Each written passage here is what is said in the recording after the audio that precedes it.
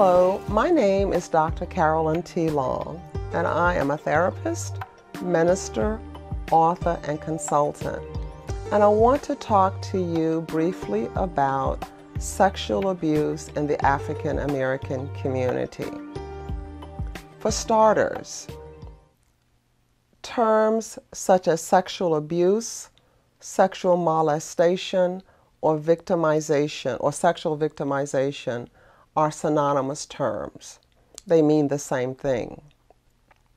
Let me define what I'm talking about so that we are on the same page. I work with sexually abused men and women every day, and many times I will ask them if they have been sexually abused, and they will say no. And many times it's because it's a subject that they would really rather I not ask about, but sometimes it really is truthful that they don't understand what the term sexual abuse really means. Or they'll say, well, I was molested, but I wasn't sexually abused. Or they'll say, I was sexually abused, but I wasn't molested. So let me define for you what that term means. And bear with me as I read this. Sexual abuse or molestation is any contact or interaction whereby a vulnerable person is used for the sexual stimulation or gratification by an older, stronger, more influential person. And the words there that are highlighted are contact, interaction, vulnerable, sexual stimulation, gratification, older, stronger, more influential. Sexual abuse can be visual, it can be violent, it can be verbal, it can be nonviolent, it can be touch or non-touch, or it can be psychological. Now there's a second definition I want to read to you, if you'll bear with me on this as well. It is any sexual activity, verbal, visual, or physical, engaged in without consent, which may be emotionally or physically harmful, and which exploits a person in order to meet another person's sexual or emotional needs. The person does not consent if he or she cannot reasonably choose to consent or refuse to consent because of age, circumstances, level of understanding, and dependency or age. The second definition I read to you was taken from the book titled Shelter from the Storm, and the authors of that book are Cubetin and Mallory. As an example of visual sexual abuse could be pornography or forcing a child to watch an adult do something sexual to another person, whether that person is a child or an adult. An example of a non-touch sexual abuse includes explicit pornography, verbal sexual stimulation, obscene phone calls, exhibitionism, or peeping-tomism. Those are examples of non-touch sexual abuse. Some abuse is more damaging than others or more severe than others. But the point I want you to hear is that all abuse or molestation is damaging. If a dad slides his hand up his daughter's blouse just one time and touch her, then the psychological damage is done because of the violation of the relationship. Dads don't touch their daughter's breast. So the psychological damage is done for that young lady.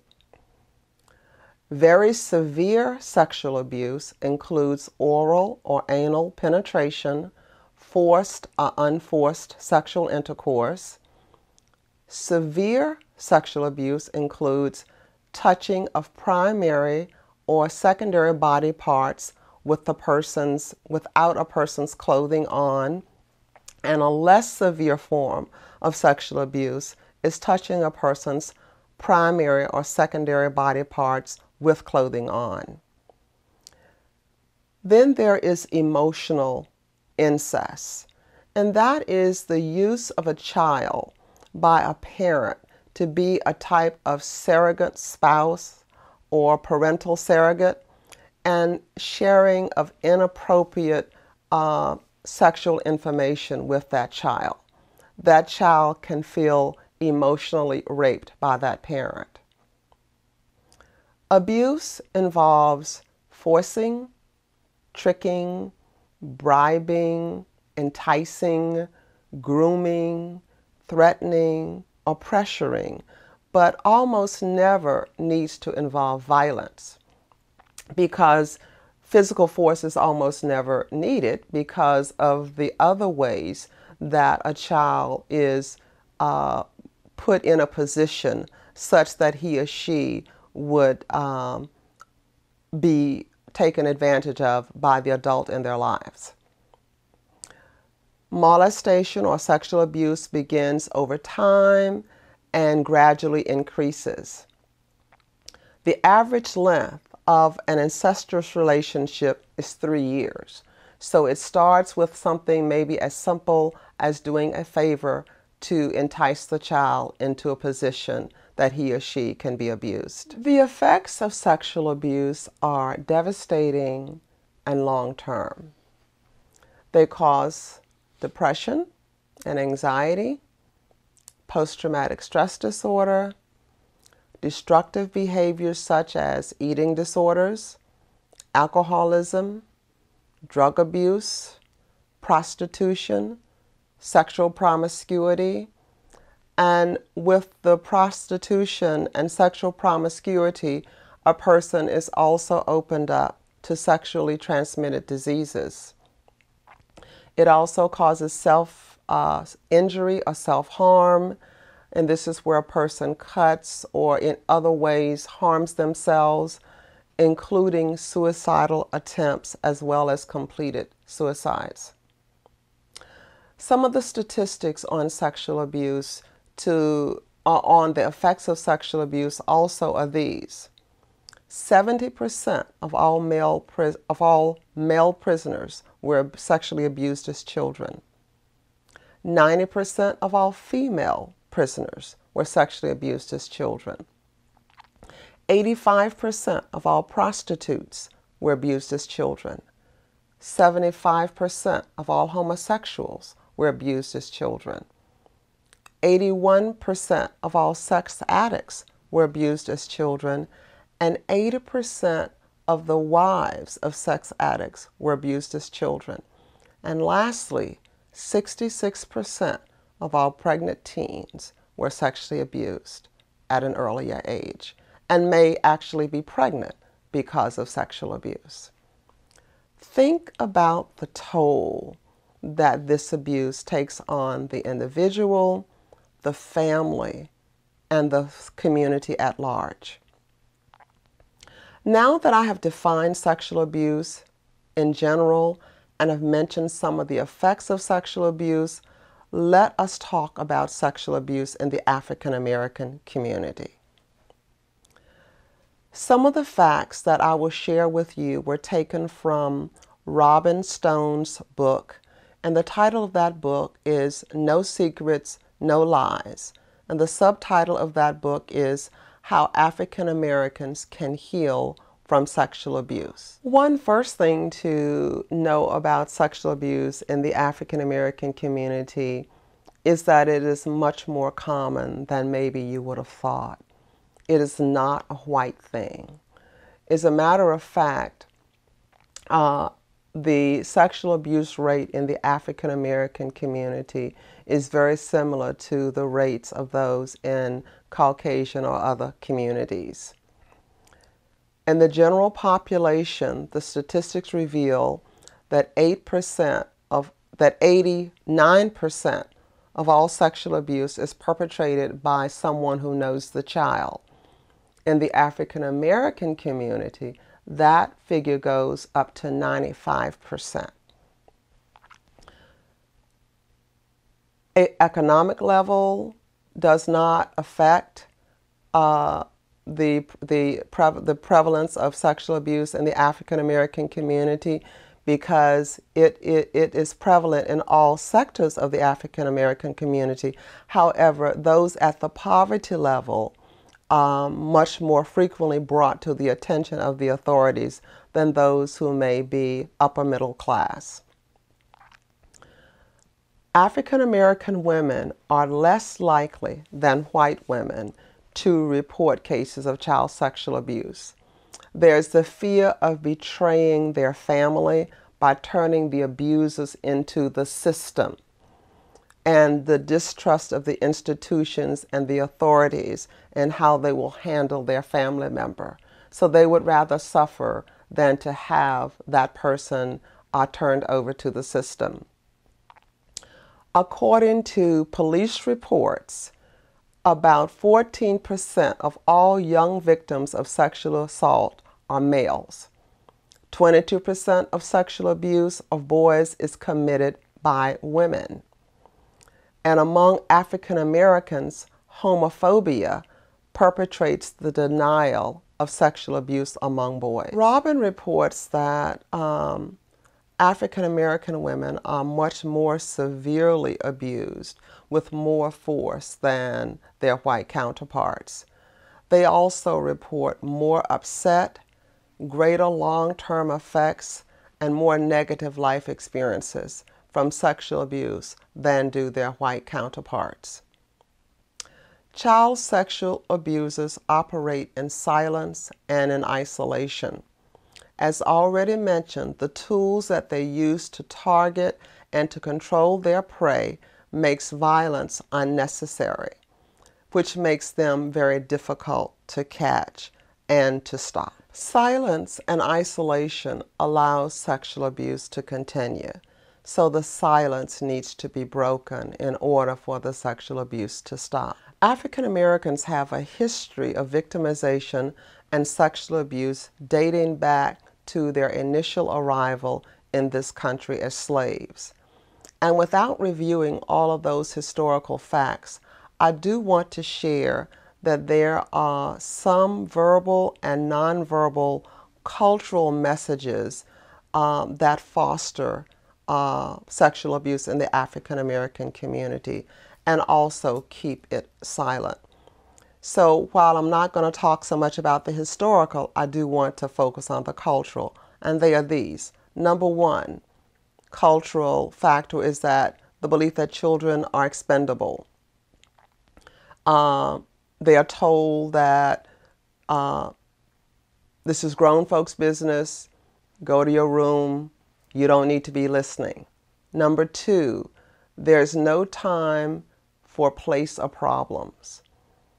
African Americans deal with so many different types of stressors in their lives until many times they don't have the time to stop and to grieve about the losses or the traumas. They have to keep moving forward because they are so busy trying to take care of the essentials. And so there's no time or place to have any other problems. Number three, they say it ain't nobody's business.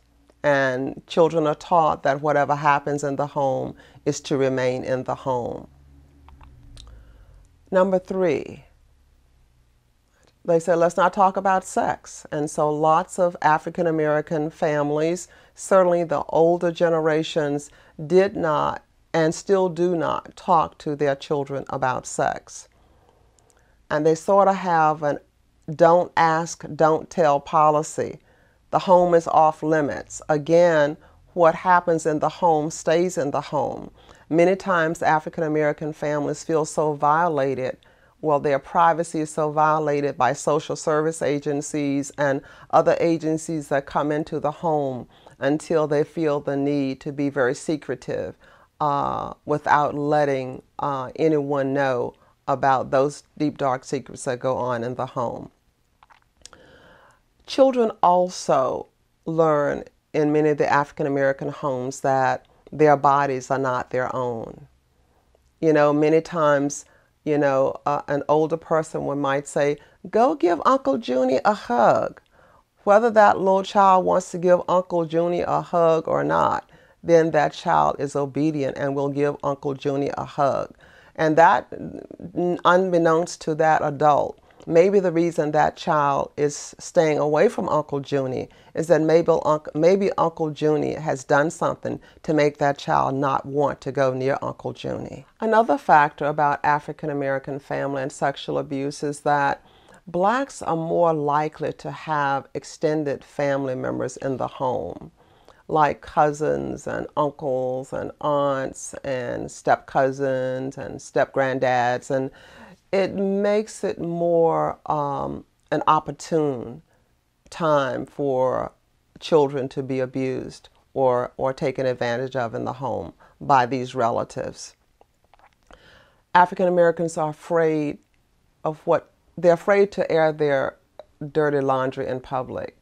And that's similar to the statement made earlier about what happens here stays here. Lastly, there are some who believe that African Americans can really not be sexually abused, or that women cannot be perpetrators, which is not the case. I think I just quoted you a statistic that 22% of sexual abuse is perpetrated by African American women. Now, on the positive side, I've shared a lot of negative stuff with you, but on the positive side, there is hope and healing for victims of child sexual abuse. There's hope and healing for the child, and we know that statistics reveal that if a child can get to treatment early on, that he or she can pretty much be healed from the effects of the abuse and not take that into adulthood. But if it's not found out in early times, and the child carries this for years and years and years into their adulthood life, then that's where you're going to see the negative impact on them, on their family, and on the society that I've already talked about with the statistics or the impact upon the society. So not only are children helped and able to heal, adults are also able to heal once they break the silence. So if you or someone you love has been sexually abused, if there's a secret in your family, if there have been generations of sexual abuse in your family, and no one has been willing heretofore to bring that out into the open, then I encourage you to break the silence. I encourage you to break the silence for yourself and for the other members in your family who may be suffering, that all of you may heal together. I want you to know that there is hope, there is help, and there is healing. Thank you for listening.